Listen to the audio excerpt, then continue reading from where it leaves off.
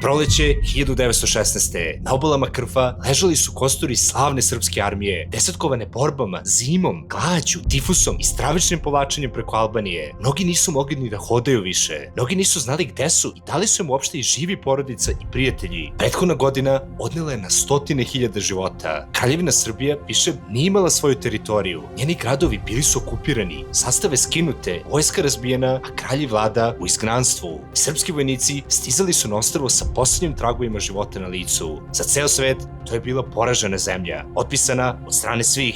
Ipak, istim tim obalama Jonskog ostrva, čak i među vojnicima na samrtnoj postelji, još uvijek je postojala jedna stvar koju neprijatelj nije uspeo da slomi: želju za slobodom.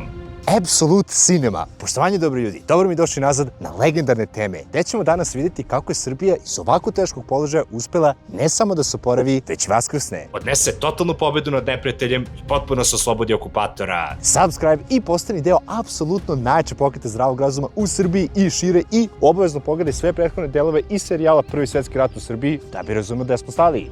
Vozi!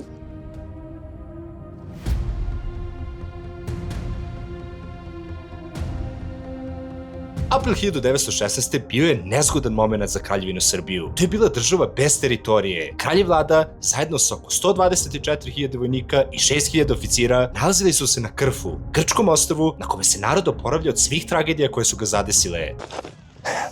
Sad. Još od 5. oktobra 1915. savezničke trupe, konkretno Francuzi i Britanci, počeli su da se iskrcavaju u okolini Soluna. Što sve zvuči cool, ali... Grčka zvanično i dalje nije ni ušla u rat ni na jednoj strani. Čekaj, zar nisu Grci bili saveznici? Pa, onako. Grčka i Srbija su pred drugi Balkanski rat 1913. sklopile odbrambeni pakt. Cilj je bio da, ako bilo koju od njih napadne neka treća sila, Bugarska, da će ova druga morati da joj uskoči u pomoć. I zaista, samo par nedelje kasnije su već imali prilike da testiraju taj savez, jer je Bugarska izvela svoj signature move. Tom prilikom, Srbi i Grci su se zajedničkim snagama odbranili i osigurali teritorije osvojene u Prvom Balkanskom ratu. I plus se malko još i počastili. A dobro, zašto nam onda Grci nisu leteli u pomoći 1915. Uostalom, Bugarska je te godine ponovo Srbiji priredila iznenadnu posetu leđnom predelu. Pa gle, Konstantin broj 1 je bio veliki uživalac Nemačke, plus je oženio sestru nemačkog cara, Vilhelma broj 2. tako da. Osim toga, vadio se na tehnikaliju. Pošto savez između dve države nije to precizno definisao, Konstantin je smatrao da mogu da se izvuku iz obaveze jer su Srbiju sada napale i Nemačka i Austrija. Pa je kao kontekst mnogo širi, ajde. Međutim, nisu baš svi tako gledali na to. Prvenstveno grčki premijer Eleftherios Venizelos. On je smatrao da Atina treba da uleti Beogradu u pomoć. Imali su oni tu naravno i neke svoje interese. Konkretno u vidu Velike Grčke. Te Venizelos verovao da je ovo solidna prilika da stane na stranu Antante, I ko zna, možda ih oni počaste. recimo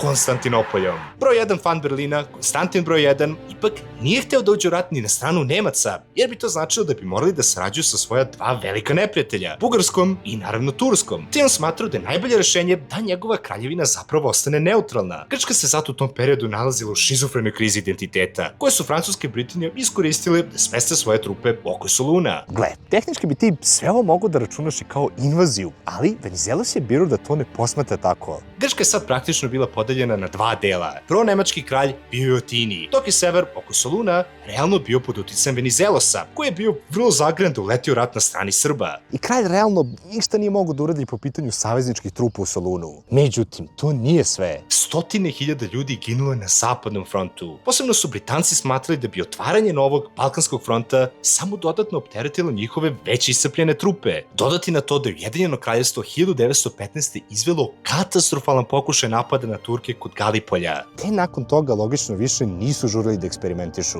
I dok se Britanci i Francuzi smislili i dogovorili da ipak dođu u Solun i pokušaju da pomognu Srbima, Pa, Srbija je izbrisana sa karte. Britanci su tu opet stavili prstić na čelo i rekli, pa što bismo mi pomagali Srbiji kad Srbije više nema? Međutim, Francuzi i Rusi nisu bili u tom fazonu. smatrali su da bi, ako se povuku iz Soluna, Balkan onda bio potpuno prepušten nemačkoj sferi interesa, i to uključujući i Grčku i Rumuniju. Ako nešto svetske sile mrze, to je da svoju sferu interesa prepuste drugoj svetskoj sili. Mada istina, Zaista jesu bili itekako iscrpljeni od surovih borbi na svojim frontovima, i to posebno nakon što je počela izuzetno izuzetno krvava Verdenska bitka februara 1916. Srpska vlada je forsirala priču da se kod Soluna obrazuje velika zajednička saveznička armija od 1.000.000 vojnika kako bi se odatle započela nova ofenziva. I to prvenstveno jer nije bilo pomaka na drugim frontovima, pa onda aj kao da probamo odavde. Beograd je smatrao da bi samo prisustvo tolike armije i njene prve pobede ubedile Grčku, ali i Rumuniju da se pridruže Antanti i zajedničkim snagama udare ne samo ka severu, već i ka Konstantinopolju. I tu vidimo razliku u pristupu razmišljanja. Za saveznike, Solunski front je bio još jedno strateško pitanje. Za Srbe, put kući. I srećom po nas. U martu 1916. napravljen je neki kompromis i vojska Antante ostaje u Solunu. Savezničke trupe u regionu stavljene su pod komandu Morisa Saraja. Ako ti želiš da staviš fudbalske trupe pod svoju komandu, Top 11 ti upravo to omogućava. Top 11 je besplatna fudbalska menadžerska igra u kojoj preuzimaš kontrolu nad sopstvenim klubom. Sklapaš ekipu, dovodiš i menjaš igrače i donosiš sve ključne odluke koje jedan menadžer mora da donese. Dosta je bilo priče kako selektori ne znaju šta rade. Vreme da testiraš svoj fudbalski IQ. Možda takmičiš online protiv menadžera iz čitavog sveta, ali da sa ortacima napraviš privatnu ligu i utvrdiš ko među vama je najbolji. Klub možeš dodatno da prilagodiš kroz dresove, grbove i stadione. Top 11 je dostupan i na Androidu i na Appleu, ali i na brauzeru. Tako da možeš da ga igraš bilo gde i bilo kad. Skin igri su potpuno besplatno preko QR koda ili link u opisu i komentaru. Napravi svoj klub, testiraj se protiv prijatelja, a mi idemo nazad na Solunski front. Vozi.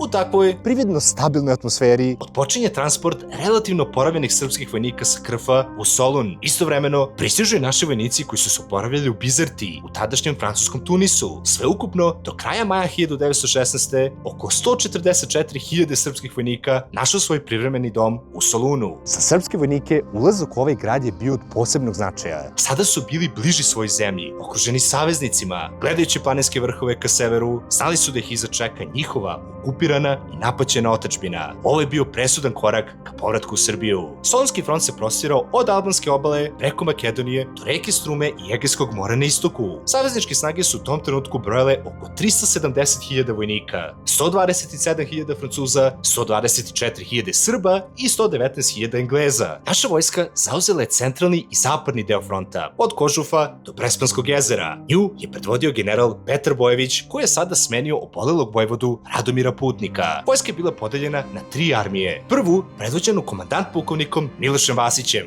koji je smenio bolesnog vojvodu Živojina Mišića. Zatim drugu, predvođenu vojvodom Stepom Stepanovićem. I treću, predvođenu komandant generalom Pavlom Jurišićem Šturmom. Dok su centralni i istočni deo fronta čuvali Francuzi i Englezi. Na suprotnoj strani rova, neretko na samo 50 metara, si u tom trenutku imao oko 350.000 nemačko-bugarskih vojnika, predvođenih od strane feldmaršala Augusta von Mackenzena. Solunski je bio dosta drugačiji tip fronta od onog u Francuskoj i Belgiji. Tamo su se rovovi protezali kroz ravnice i sela. Na Balkanu su zato prolazili preko visokih planina, grebena i klisura, a potom onda i dolina, močvara i reka. Borbe bi se vodile na velikim visinama u predelima gde dopremanje hrane, vode i municije bilo znatno teže. Plus ode na to i da je sam Solun već bio daleko od saveznika, te je sve to trebalo prvo dovlačiti brodovima do Grčke, pa tek onda na front. Leti su vojnike mučile vrućine, prašina, žeđ i malarija, a zimi hladnoća, sneg, vetar i blato. Zapravo, Mnogi vojnici na Solunskom frontu nisu stradali od neprijateljskih metaka i granata, već od bolesti. Malarija je zabeležena kao posebno gadan problem i jedan od najvećih neprijatelja boraca tokom tog perioda. ipak,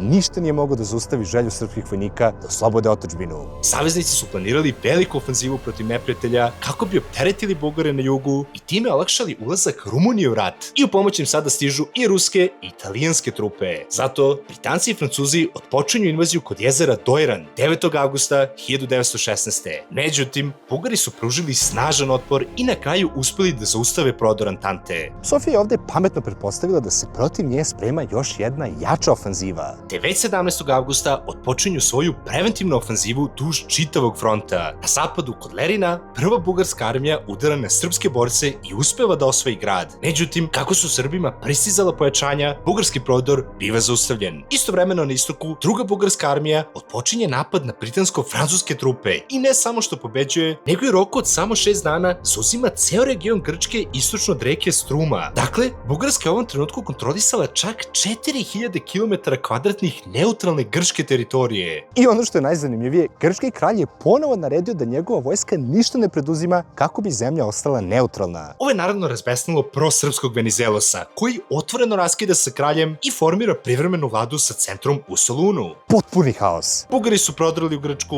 You're in Bulgaria.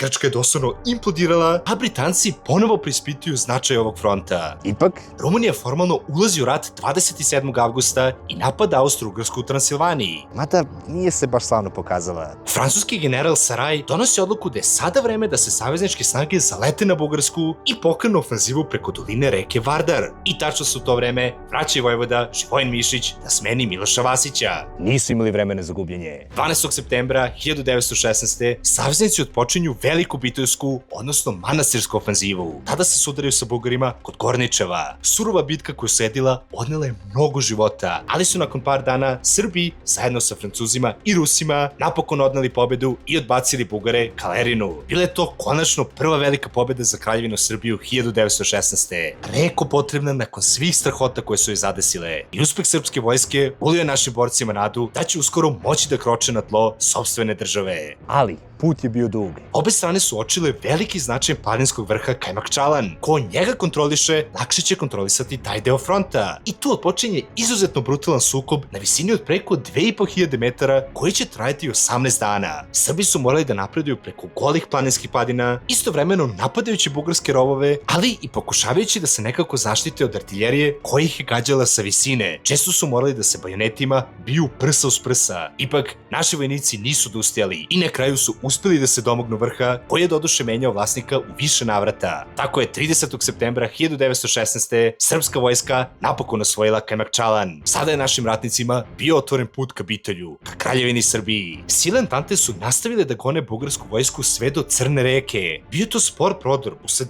mnogobrojnih rovovskih sukoba, ali je ipak do 19. novembra 1916. saveznička vojska napokon ušla u Bitolj. Bio je to veliki uspeh i moment od izuzetnog značaja po srpsku vojsku, jer je sada bio oslobođen i prvi veći grad u Kraljevini. Tako se ona posle skoro godinu dana ponovo našla u svojoj otadžbini. Ipak, uprkos tome što je Srbija htjela da nastavi dublji prodor u Makedoniju, on se nikada nije desio. Gubici su bili stravični. Između 50 i 60 hiljada neprijateljskih vojnika izbačeno iz stroja. Ali je zato Antanta pretrpila i do 130 hiljada žrtava. 50 hiljada vojnika je ubijeno, ranjeno ili nestalo, dok je još 80 hiljada preminulo ili bilo evakuisano zbog bolesti. Tako su saveznici na ovom frontu praktično izgubili trećinu svih snaga. Zato francuska i ruska vojska više nisu delile taj entuzijazam koji su Srbi imali za dalji prodor. Drugo, postoje tu još jedan problem. Rumunska avanturica u Transilvaniji je bila toliko efikasna Da ne samo što nisu zauzeli ništa, nego su čak morali da se povuku nazad sve do Moldavije. Sve ovo je izuzetno negativno uticalo na raspoloženje Antante da nastavi bilo kakvu invaziju dublje u Balkan. Naravno, Srbi nisu bili oduševljeni ovom idejom. Unutar okupirane kraljevine, život pod Austro-Ugarskom i Bugarskom je bio posebno težak za naš narod. Okupator je sprovodio brutalnu represiju nad lokalnim stanovništvom. Hapšenja, radni logori, ubistva, obeležavanje srpskog nacionalnog identiteta, a posebno korišćenje ćirilice je bilo strogo zabranjeno, jer je Beč smatrao opasnom po državu. Broj 1 pretnja po Austro-Ugarsku, ćirilično slovo Ć. Posebno teška situacija bila je u oblastima koje su okupirali Bugari. Tamo je sprovođena nasilna asimilacija Srba. Zabranjivani su srpski jezik, škole, knjige i nacionalna obeležja. Učitelji, sveštenici, činovnici i ostali ugledni Srbi bili su proganjani, hapšeni ili ubijani. I to sve kako bi se izbrisao srpski identitet. Stanovništvo je tada živelo u strahu, siromaštvu i gladi. Mnoge porodice su rasturane, a muškarci odvođeni na prisilni rad ili čak i regrutovani da se bore u bugarskoj armiji. U takvoj atmosferi zavladao je opšti bes u srpskom narodu. Mnogi sposobni muškarci bežali su u planine i šume kako bi oformili male čete, kominske grupe koje bi pružale otpor okupatoru. Jedan od ključnih ljudi bio je Kosta Vojinović Kosovac, koji je još tokom 1916. počeo da organizuje gerilske grupe u okupiranoj kraljevini. Njemu se kasnije pridružuje i Kosta Pećanac, čiji zadatak je bio da organizuje pokret otpora i da iz pozadine napadne neprijatelja onog trenutka kada saveznici probiju front i stignu do Skoplja. Ipak, pobunjenici nisu htjeli da čekaju i krajem februara 1917. izbija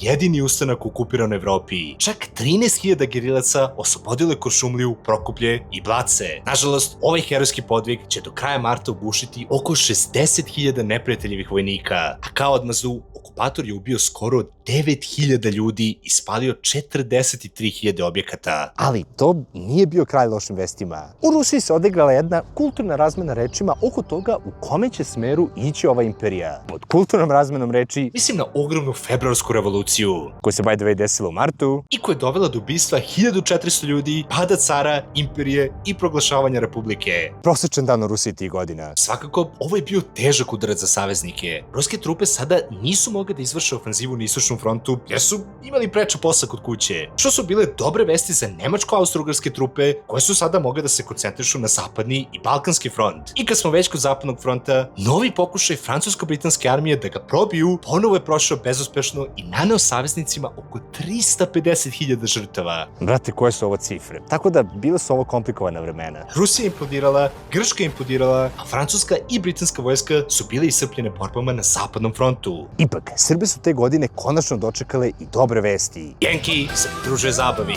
Amerika napokon uleće u pomoć Antanti u aprilu 1917. Dok je sve jači pritisak saveznika i Venizelosa na pronemačkog kralja Konstantina I doveo do ozbiljnog sukoba u Grčkoj, koji se čak završio kraljevim napuštanjem prestola juna meseca. Na njegovu poziciju dolazi sin mu, Aleksandar, dok se Venizelos vraća u Atinu. Grčka je bila ponovo ujedinjena i sada konačno može da objavi rat centralnim silama, što je uradila. Front se te godine nije mnogo menjao. Saveznici u par navrata jesu pokušali da prodru dublje u Makedoniju, posebno kod Bitulja, Dojrana i Crne reke, ali svaki njihov pokušaj bio je odbijen od strane Bugara i Nemaca, te dolazi do prividnog zatišja na Balkanu. U Rusiji zato sve osim zatišja. Na njihovu scenu nastupa idol 12-godišnjih reditovaca, Lenin, te dolazi i do druge oktobarske revolucije, Koja se desila u novembru, i zbog kojeg će sada i Republika implodirati. 15.000 lajkova i radimo i taj video. By the way, moram da vas molim za lajkove jer jedino tako znam da li hoćete to da gledate. Rusija, bolje rečeno ono što je ostalo od nje, logično peace outuje i gleda da po svaku cenu sklopi neko primirje kako bi pokušala da se skrpi. Te u Brest-Litovsku 1918.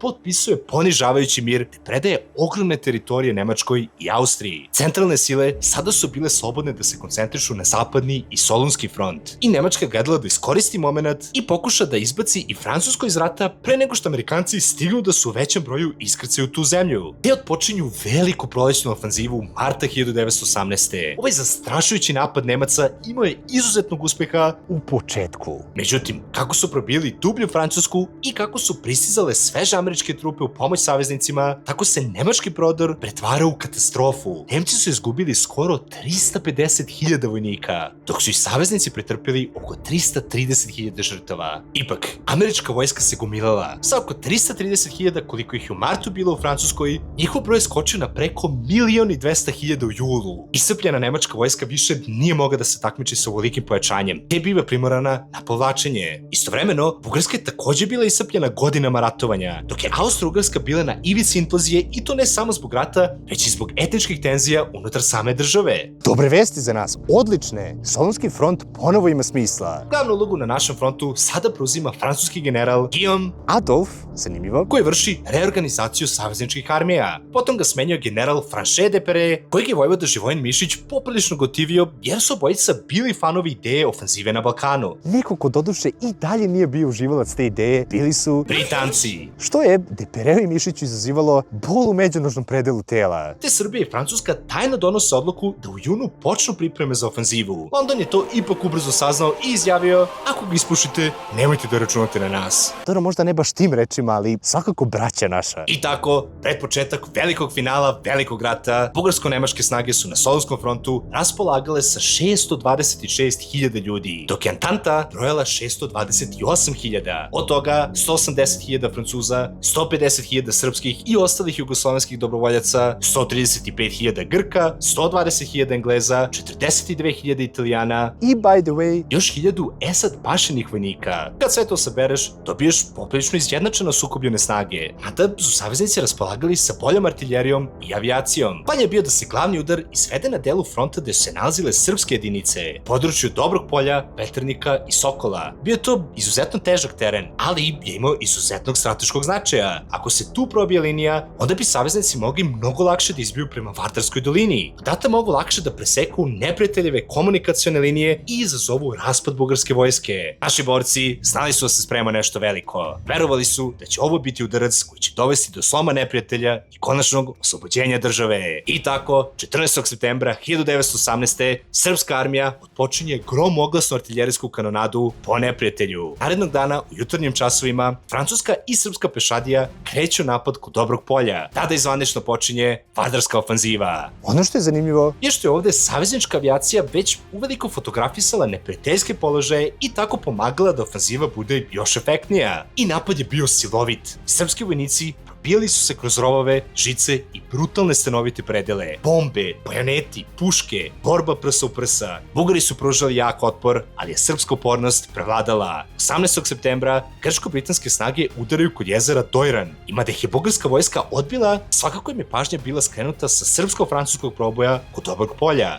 te srpsko-francuske trupe nastavljaju da prodiru dublju Makedoniju, već narednog dana stižu do Kavadaraca. Zbog toga su Bugari sada bili primorani da gledaju širu sliku i da se, uprkos pobedi kod Dojrana, povuku kako ne bi bili okruženi. i tu nastaje panika. Iscrpljeni i demoralisani bugarski vojnici više nisu mogli da izdrže borbu i povlačenje postaje haotično. Sistem kao celina puca, nastaje opšte rasulo. Prestali su da brane liniju fronta i počeli su da beže u panici. Do 21. septembra srpska vojska izbija na Vardar. Ubrzo čak i austro-ugarske snage naređuju strateško povlačenje, ali nalet Srba i njenih saveznika sada je bio nezaustavljiv, te Beč više nije mogao da kontroliše situaciju. Prile pada 24. Štip 25. a 26. Veles i Strumica. Bugarsko izbija pobuna i narod traži kraj rata, a 29. srpske i francuske snage konačno ulaze i u Skoplje i kreću ka Sofiji, te Bugarska traži primirje koje biva potpisano 29. septembra u 22:50 u Solunu. Nemački car Wilhelm II uputio bugarskom kralju Ferdinandu telegram. 62.000 Srba odlučilo ishod rata. Sramota.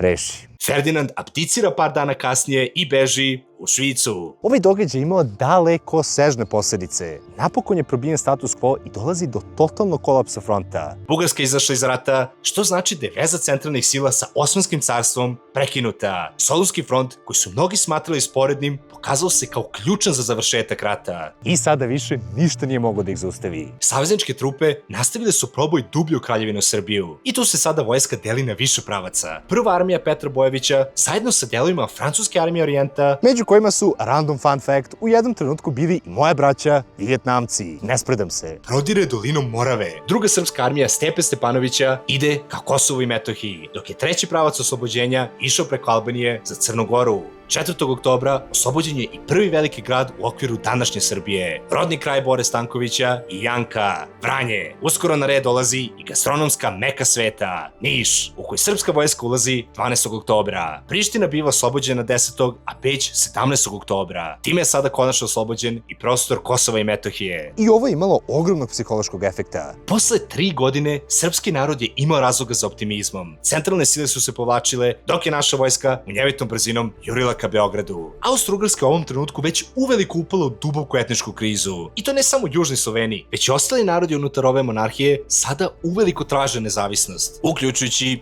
Mađarsku. Sve brže prodiranje Srba ka Dunavu značilo da je i ovoj imperiji došao kraj, ali i Osmanskom carstvu koje potpisuje primirje 30. oktobra, a 1. novembra 1918. srpska vojska svečano ulazi u svoju prestonicu, Beograd. Time je cijela predratna teritorija Kraljevine Srbije bila oslobođena. Slovenaca. Ali tu nije kraj priče. 29. oktobra u Zagrebu biva proglašena država Slovenaca, Hrvata i Srba koja je obuhvatala teritorije današnje Bosne i Hercegovine, Hrvatske i Slovenije, a čiji cilj je bio da su jedini sa Kraljevinom Srbijom. Već je do te mere izgubio kontrolu nad svojom državom da već 3. novembra potpisuje mir sa silama Antante, ali taj dogovor se više odnosio samo na Austriju. Ostatak teritorije je manje više bio free real estate za onoga ko je najbrži. Srbe, Rumune, Italijane, pa i Mađare. I dok Beograd i Zagreb pokušavaju da se dogovore oko toga kako će nova zajednička država izgledati, Srbi prelaze Savu i Dunav i otpočinju oslobađanje Vojvodine. Tako 8. novembra ulaze u Pančevo, a potom i u Novi Sad dan kasnije. Već do 13. novembra naša vojska je dobacila i do Subotice. Istog dana u Beogradu potpisuje se primirje između Antante i Mađarske. Njime se formalizuje povlačenje mađarskih snaga iz Banata, Bačke i Baranje. Ipak ova država Slovenaca, Hrvata i Srba nije imala svoju vojsku. Nije bila ni međunarodno priznata, ona čak nije imala ni jasno definisane granice. Dok im je na zapadu pretila italijanska vojska koja je htjela da zauzme što veći deo Jadrana, pozivajući se na Londonski sporazum iz 1915. Zbog toga, Narodno vijeće SHS u Zagrebu donosi odluku 24. novembra da su jedini sa Kraljevinom Srbijom i Kraljevinom Crnom Gorom. Samo što je ovdje bitno naglasiti Da je teritorija Srema specifično tražila da se u slučaju plemenskog ili političkog cepanja između Srba i Hrvata prisjedini Kraljevini Srbiji. dok se dan kasnije u Novom Sadu sastaje Velika narodna skupština Srba, Bunjevaca i ostalih Slovena iz Banata, Bačke i Baranje i proglašava prisjedinjenje specifično Kraljevini Srbiji, dok 26. novembra Podgorička skupština proglašava ujedinjenje Crne Gore sa Srbijom. Tako su se sve kockice poklopile da regent Aleksandar I Petrović u Beogradu 1. decembra 1918. proglasi stvaranje Kraljevstva Srba, Hrvata i Slovenaca, prve države južnih Slovena. Najmanje kontroverzan moment u našoj istoriji. Elem, iza svih ovih datuma, bitaka, mapa i tajnih pregovora nalazi se nadljudska priča. Srpski vojnik koji je 1918. ponosno šetao u svoju prestonicu morao je da gleda smrt svoje porodice, prijatelja, saboraca, glad, bolesti, krv, pretrpeo je stravične gubitke, zimu, povlačenje preko nepoznate zemlje, izgnanstvo, ali i slavne pobede u momentima kada je delovalo da neće moći da se suprotstave nadmoćnijem neprijatelju. Mala Balkanska kraljevina odbila je napade na Ceru i Kolubari, preživela albansku Golgotu, zauzela Kajmakčalan i Bitolj i na kraju i probila Solunski front, srušila neprijatelja i oslobodila narod koji je mnogo izgubio. Procentualno, Srbija je izgubila najviše ljudi od svih zemalja u Prvom svetskom ratu, računajući sve vojne i civilne smrti, između 750.000 i 1.250.000 ljudi izgubilo je život, odnosno 17 do 28% stanovništva. Zvanična srpska procena je taj broj stavila na 1.247.435 mrtvih. Od toga 402.435 vojnika, odnosno 56% mobilisanih, kao i 845.000 civila. Bila je to demografska katastrofa od koje se nikada nismo oporavili. Sloboda je imala zaprepašćujuću cenu. Pobeda nije bila poklon od istorije i ona nije bila slučajna. Narod se svesno žrtvovao zarad višeg cilja. Zarad tebe i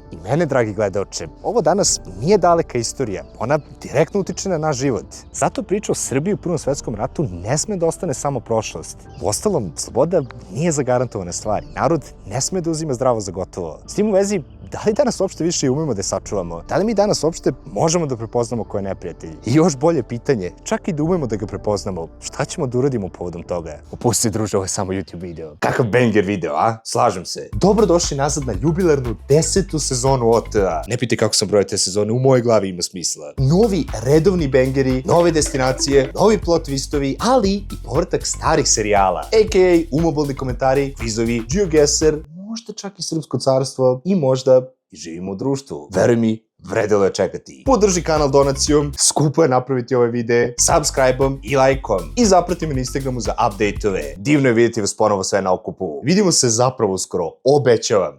Pozdrav. Ozbiljne teme. Poštovanje, momci, šta ima? Igor, drago mi je. Zašto je video? Za Solunski front. Može, momci, upaditi. Aj, vidimo se, dobri ljudi. Pozdrav.